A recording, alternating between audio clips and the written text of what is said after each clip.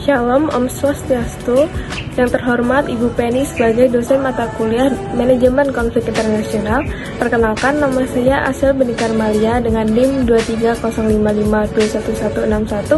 Kali ini saya akan menjelaskan mengenai konflik pengungsi Rohingya dan bagaimana manajemen konflik ini dapat dilakukan.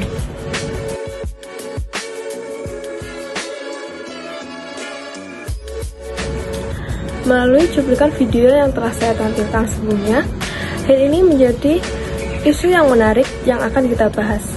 Pengungsi Rohingya yang datang di Indonesia pada tahun 2023 merupakan salah satu isu kemanusiaan yang menarik perhatian akhir-akhir ini. Ini sangat menarik perhatian masyarakat dunia. Datangnya pengungsi Rohingya yang datang di Aceh pada November 2023 mendapatkan berbagai tanggapan dari masyarakat Indonesia. Tanggapan masyarakat Indonesia terbagi menjadi dua sisi, yaitu masyarakat yang setuju untuk menampung pengungsi Rohingya karena alasan kemanusiaan, dan masyarakat yang tidak setuju karena menganggap pengungsi Rohingya akan berdampak pada ekonomi Indonesia, yaitu menjadi beban pada ekonomi Indonesia saat ini. Selanjutnya, saya akan menjelaskan bagaimana awal mula konflik etnis Rohingya ini. Awal mula konflik etnis Rohingya di Myanmar adalah adanya diskriminasi dan penindasan oleh rezim militer yang berkuasa sejak tahun 1962 di Myanmar. Etnis Rohingya merupakan etnis minoritas muslim yang tinggal di Provinsi Rakhine, Myanmar. Pada tahun 1982, pemerintah Myanmar mengeluarkan undang-undang kewarganegaraan yang tidak mengakui etnis Rohingya ini. Etnis Rohingya ini tidak termasuk dalam 135 kelompok etnis resmi yang ada di Myanmar. Sehingga etnis Rohingya tidak memiliki kewarganegaraan dan kesulitan mendapatkan akses layanan publik seperti kesehatan, pendidikan, tempat tinggal, dan pekerjaan. Sejak tahun 2012, etnis Rohingya mengalami kekerasan dan konflik bersenjata dengan etnis Rakhine yang mayoritas beragama Buddha.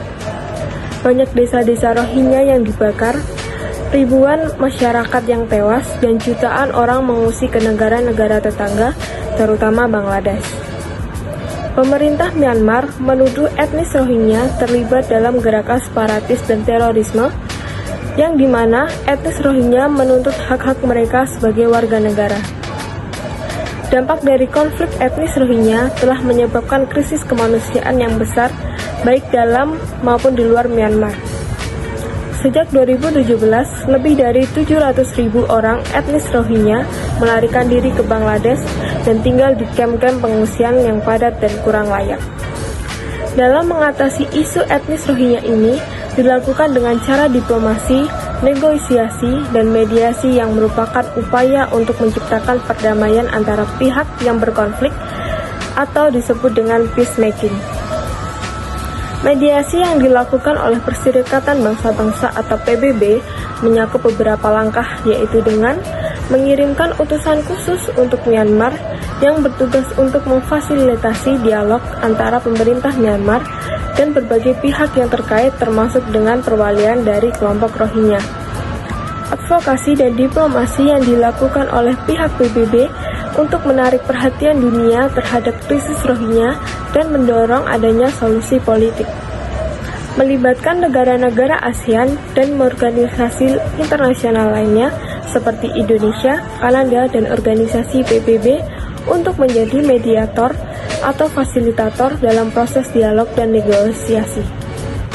ASEAN melakukan pendekatan dengan soft diplomasi, di mana Indonesia mewakili ASEAN untuk melakukan negosiasi.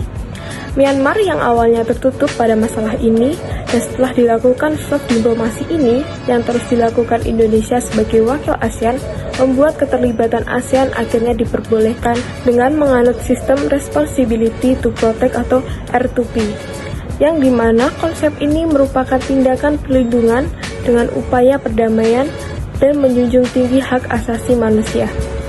Negara Gambia juga memberikan bantuan dengan mengajukan gugatan ke Mahkamah Internasional atas dugaan genosida yang dilakukan oleh Myanmar atas etnis Rohingya. Gambia didukung oleh 57 negara anggota Organisasi Kerjasama Islam atau OKI. Meskipun terdapat upaya penyelesaian, namun konflik ini masih jauh dari kata terselesaikan. Masih banyak rintangan yang tersisa, termasuk masalah kewarganegaraan Rohingya dan integrasi kembalinya ke negara Myanmar.